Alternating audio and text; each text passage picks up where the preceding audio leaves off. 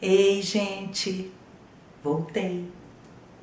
Então, primeiro eu queria falar uma coisa com vocês. Eu estou num processo de transformação, de mudança, que eu tô fazendo chroma key.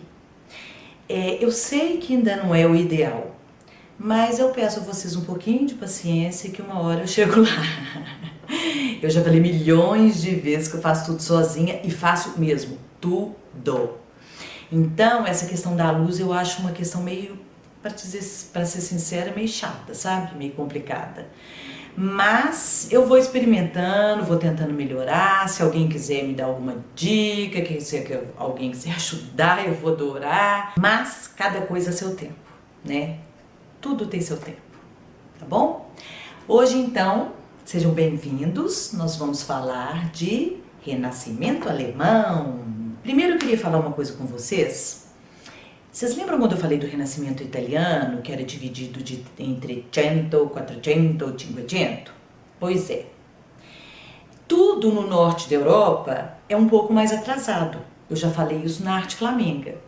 Então, só no século XVI é que o Renascimento vai se firmar na Alemanha. Mas uma coisa muito louca, porque ele já chega com força total na Alemanha, assim, direto, tá? Então nós estamos no século XVI, tá?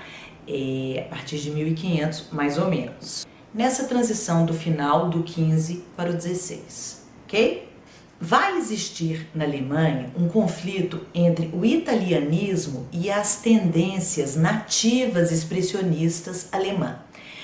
O que eu quero dizer com isso? O italianismo é a influência do Renascimento italiano, que é aonde tudo começou, né? Então é óbvio que todo mundo vai ter influência, principalmente lá dos grandes mestres, né, do Cinquecento, da época áurea, que é Leonardo da Vinci, Michelangelo e Rafael, tá? Mas essa questão dessa tendência nativa expressionista é porque o norte da Europa, ele já tem na veia uma coisa assim mais forte. Toda vez aqui, gente, que eu falar nessa palavra, nesse termo expressionismo, eu estou querendo falar de uma coisa mais emocional, mais sentimento. Esse termo em arte está diretamente ligado a isso. Então, quando eu falo que a Alemanha já tem uma tendência expressionista, é nativa, tá na veia, e que é uma coisa mais forte, mais agressiva. Acho que até pelo clima, pelas condições naturais do norte da Europa, né? Se a gente pensar bem, a parte do sul da Europa é mais clara, mais luminosa, mais quente. O norte da Europa é mais frio, mais acinzentado. Então, eu acho que culturalmente o povo já fica mais denso, assim, mais deprê, guardadas as devidas proporções, tá? Eu vou usar como exemplo um artista alemão chamado Lucas Cranach, o Velho. Vou pegar como exemplo a retratação de Vênus. Vênus, aquela deusa da beleza, do amor.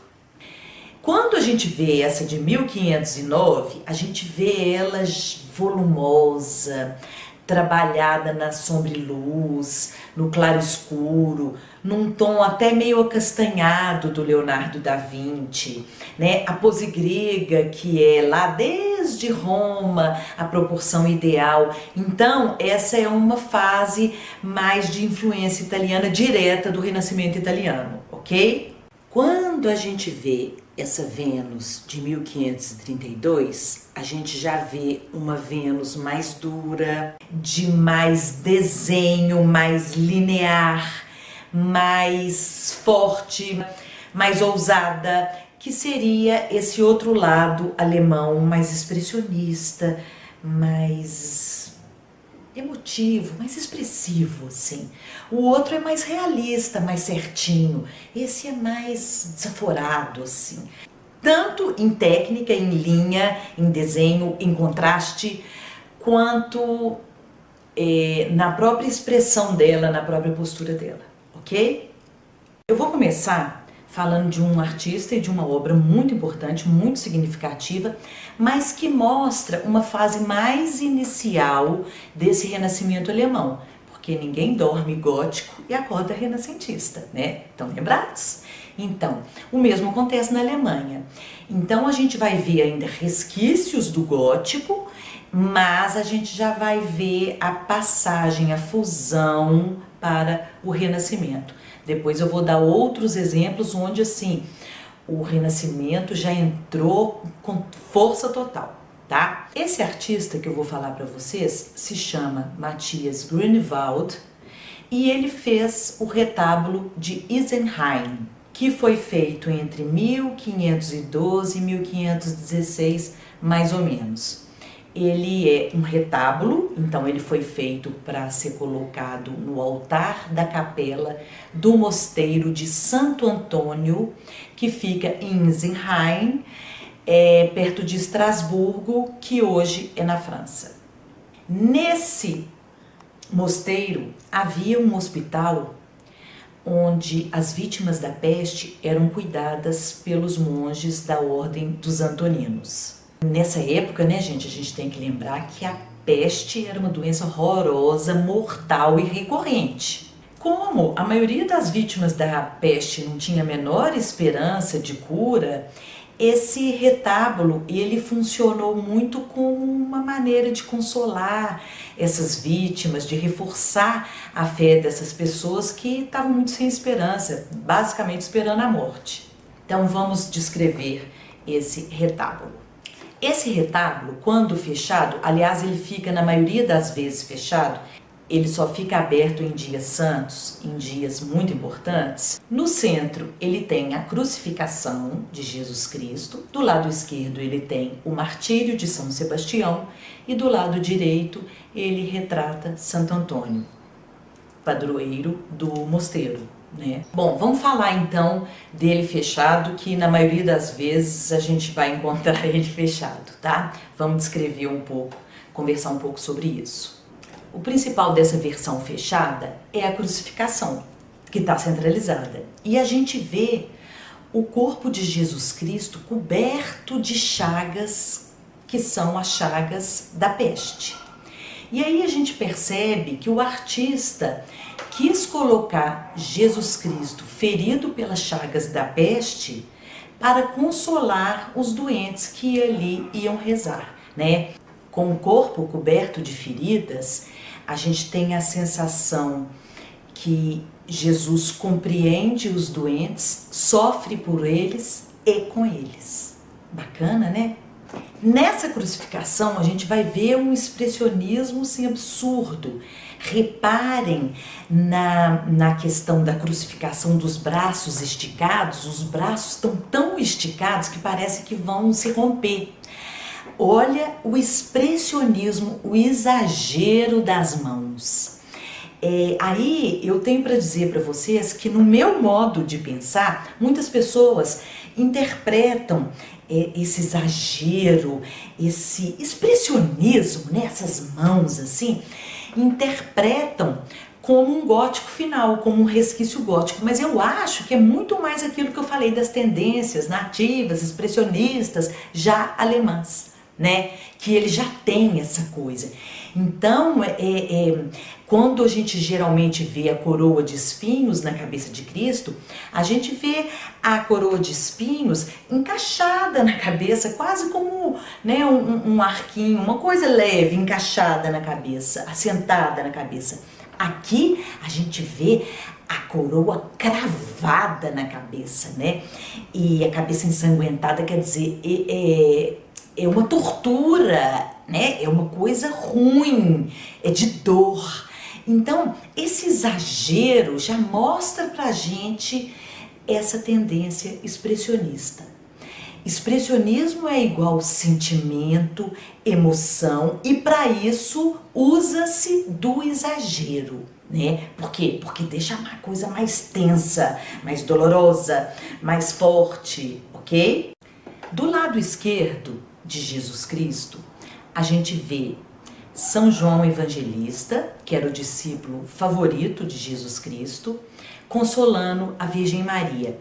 Geralmente, quando São João Evangelista aparece nas cenas de crucificação, ele aparece consolando a Virgem. Ela está vestida de branco, representando a inocência. Mais abaixo a gente vê Maria Madalena, que é reconhecível pelo pote de bálsamo que está a seus pés, que ela foi a pecadora que ungiu os pés de Cristo. Um resquício gótico interessante da gente notar é a questão dos tamanhos. Um hábito gótico era o mais importante, é a hierarquia pelo tamanho, né? O mais importante, maior. E aí a gente vê nessa cena que o maior é Jesus Cristo e a menor, Maria Madalena. Essa ainda é uma postura gótica. Outra coisa que a gente vê muito expressiva é esse fundo preto. Causa muito contraste de cor e de luz e deixa a cena mais pesada, mais densa, né? Outro detalhe muito expressivo em São João Evangelista e a Virgem é a expressão deles, é uma expressão muito forte, né? É uma expressão de dor muito forte. E talvez as vítimas, quando se ajoelhassem diante do altar desse retábulo para rezar, se identificassem, né, com o sofrimento deles, com o sofrimento humano. Já do lado direito de Jesus Cristo, a gente vê São João Batista. Mas essa é uma figura simbólica, porque segundo o Evangelho, São João Batista foi decapitado por Herodes bem antes da crucificação de Jesus Cristo. Então, por isso ele seria uma figura simbólica. Logo abaixo dele, a gente vê o Cordeiro de Deus, que representa Cristo, que derramou o seu sangue para salvar a humanidade. E São João Batista segura um livro que representa as Escrituras que foram cumpridas com o sacrifício de Jesus, o Cordeiro de Deus. Me esqueci de falar da figura de Jesus Cristo, os pés dele também quebrados. Olha que forte, olha que doloroso, né? Como que deixa a tortura, a dor muito pior, muito mais presente, muito mais real. No painel da esquerda a gente vê a figura de São Sebastião, que era invocado como protetor contra a peste. Nesse São Sebastião a gente pode notar um estilo mais escultural tipicamente italiano.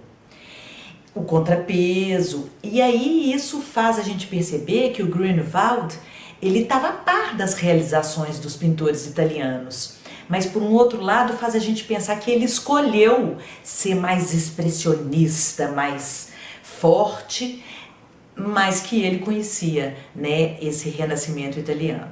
São Sebastião foi um soldado romano, né, que se converteu ao cristianismo e que, como castigo, foi pregado a um pilar e foi flechado. Então ele é colocado em seu martírio. Do outro lado, Santo Antônio, como eu já falei, era o padroeiro dessa ordem religiosa, né, dona do mosteiro. Acima do Santo Antônio, à direita, a gente vê um horrível demônio que arrebenta a janela e transmite a peste através do seu hálito venenoso. Parece que ele está soltando um bafo, né, venenoso da peste. Presta atenção. Abaixo dos painéis, do central e dos laterais, a gente vê uma parte inferior que é chamada de predela. A predela é um painel colocado na moldura abaixo do painel principal do retábulo. Ela geralmente complementa o painel principal, mostrando outras coisas de interesse que, né, completam a ideia do painel principal. A cena representada nesse painel, a predela, é a cena da lamentação. Então a gente vê Jesus Cristo retirado da cruz, a gente vê as duas Marias e São João Evangelista. Eles são reconhecíveis através do painel central. Aos pés de Jesus Cristo tem a coroa de espinhos que já foi retirada de sua cabeça. Bem, agora vamos analisar esse retábulo aberto, né, com as folhas abertas. A gente vai ter no painel da esquerda a Anunciação, no painel central o Concerto dos Anjos e a Natividade, e no painel da direita a Ressurreição. A gente vê uma arquitetura gótica, A gente vê os arcos ogivais, né, os vitrais. Isso mostra pra gente que sempre a mudança nos países, nos locais, começam sempre pela pintura. Lembra que eu falei que primeiro começa a mudar no norte, na Europa, e na arte flamenga, na pintura, depois é que vai para a arquitetura? Então você vê que eles ainda retratam um ambiente gótico, né? Outra coisa que a gente vê ainda gótica é a proporção das pessoas, né? O tamanho das pessoas, o planejamento mais pontiagudo. É interessante que no painel central a gente tem dois temas, dois assuntos, o Concerto dos Anjos e a Natividade, mas eles não estão separados não. Na verdade, eles se encaixam dentro de uma ideia, de um conceito unificado, porque Cristo chega à Terra como um neném. Ele então como um recém-nascido, que será levado a combater as forças do mal que estão já personificadas em anjos do mal lá no Concerto dos Anjos. Os anjos recebem, né, o recém-nascido Jesus Cristo, porém ele já vai ter que combater as forças do mal ali que já aparecem no meio dos anjos, que são os anjos do mal. A gente vê um arbusto de rosas sem espinhos, que fazem referência à Virgem que é livre dos pecados. Uma figueira que representa o leite materno, e a gente vê aos pés da Virgem Maria, que está numa cama, então tem a cama, tem um balde e tem um pote que sublinham, que dão ênfase à natureza humana de Jesus Cristo.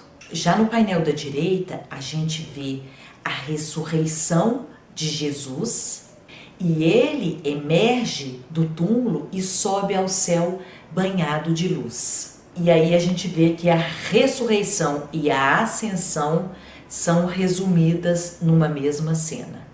Gente, muito obrigada. Na aula que vem temos mais Renascimento alemão. Tá muito bacana, né? E, por favor, continuem comigo, não deixe de assistir às aulas, de curtir o canal. Eu preciso de vocês. E estou gostando muito. Aliás, os comentários são muito legais, muito lindos.